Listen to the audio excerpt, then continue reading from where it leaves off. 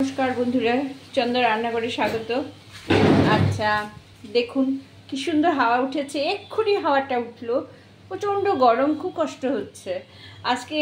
এখন ভগবান সবাই বলুন, আমি চলে এসেছি রান্নাঘরে।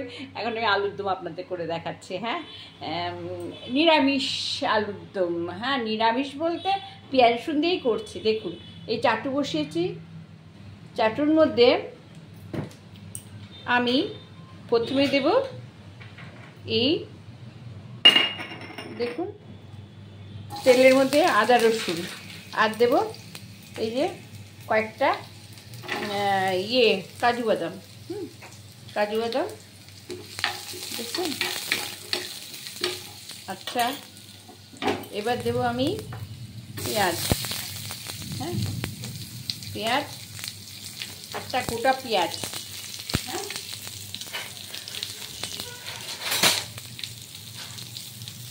দেখুন গোটা পেঁয়াজ। আচ্ছা, এবার গ্যাসটা অফ করে দিলাম। হ্যাঁ, আর এর মধ্যে দেব একটা টমেটো, একটু আদা, কয়েক কোয়া, একটা গোটা টমেটো দিয়ে দিলাম। হ্যাঁ, দিয়ে এটাকে একটু আনছাই নেব। হ্যাঁ,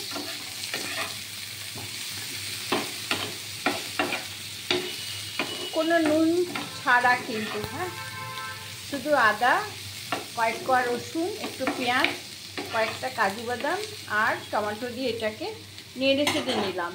এটাকে আমি এবার পেস্ট করব। হ্যাঁ, আর এই যে আলু দেখছেন, এটার মধ্যে এই সামান্য সেদ্ধ করে নিয়েছি নুন আর একটু সামান্য হলুদ দিয়ে।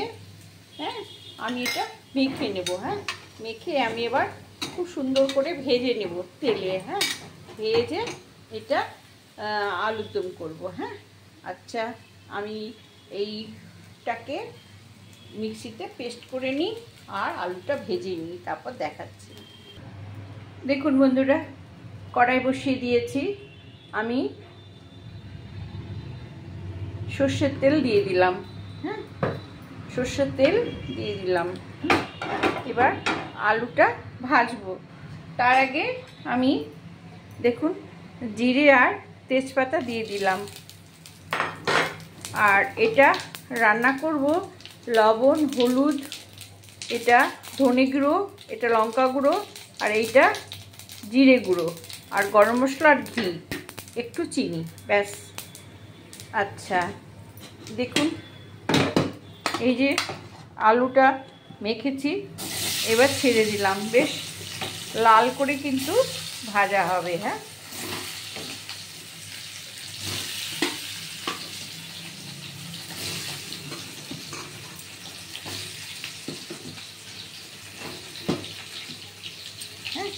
বেশ লাল করে ভাজা হবে।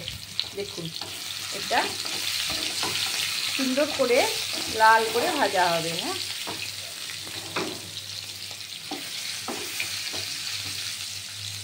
লাল করে ভাজা হবে। হ্যাঁ, তারপরে মশলা দিয়ে কষাবো।